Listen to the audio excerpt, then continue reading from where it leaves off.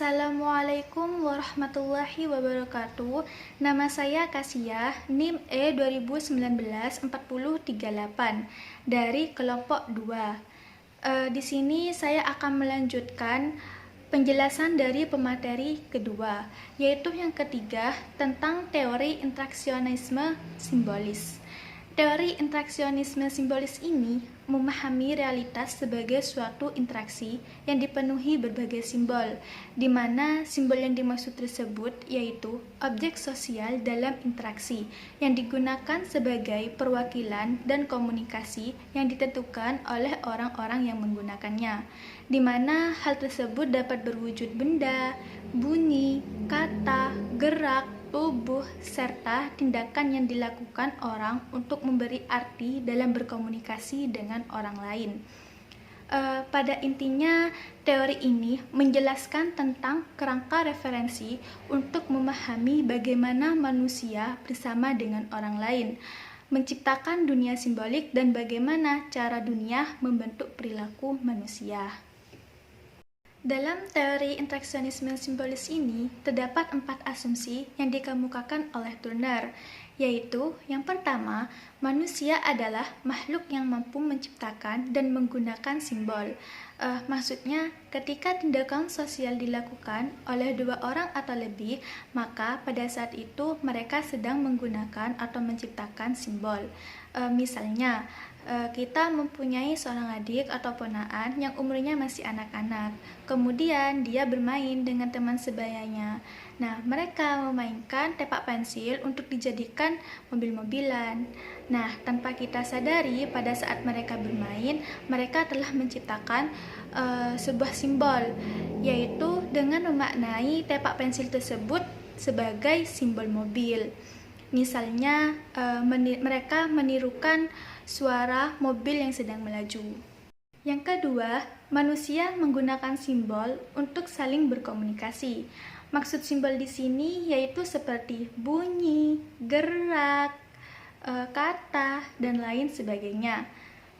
Misalnya, seperti contoh yang tadi, yaitu pemaknaan tepak pensil sebagai mobil.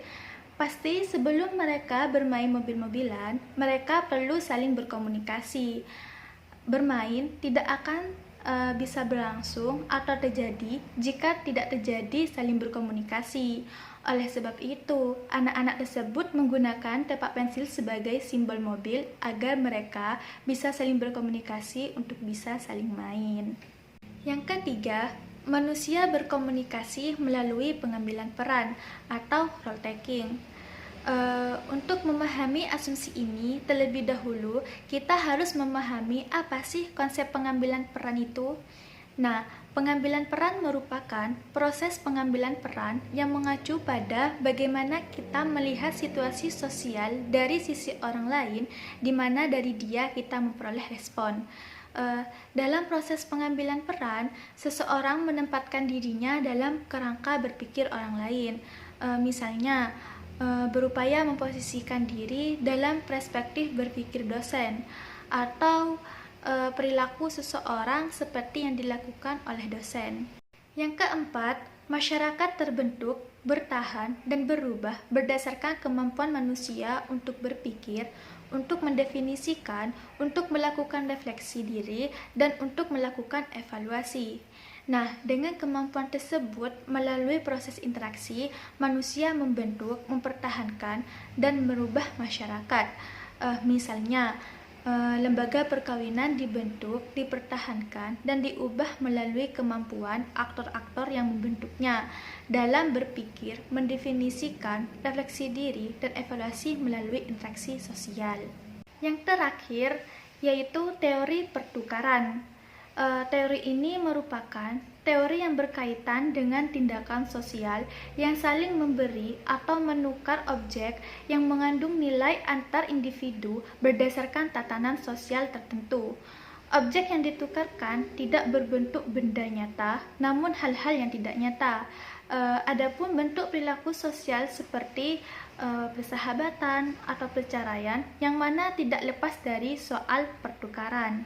Adapun asumsi dalam teori pertukaran yang dikemukakan oleh George Jasper Homans, Peter M. Blau, Richard Emerson, Johann Thibaut, dan Harold H. Kelly sebagai berikut. Yang pertama, manusia adalah makhluk yang rasional. Dia memperhitungkan untung dan rugi. Maksudnya yaitu, manusia tidak mau melakukan sesuatu apabila di dalamnya terdapat kerugian atau sebaliknya. Misalnya, mengapa orang menciptakan hubungan persahabatan? Melalui teori pertukaran ini, kita dapat memahaminya bahwa persahabatan dibuat dan dipertahankan karena di dalamnya dapat memperoleh keuntungan. Yang kedua, perilaku pertukaran sosial terjadi apabila yang pertama, perilaku tersebut harus berorientasi pada tujuan-tujuan yang hanya dapat dicapai melalui interaksi dengan orang lain. Misalnya, untuk memperoleh kasih sayang. Seseorang harus berorientasi pada perolehan kasih sayang tersebut. Dan terakhir, perilaku harus bertujuan untuk memperoleh sarana bagi pencapaian tujuan-tujuan tersebut. Misalnya, hubungan persahabatan atau perkawinan.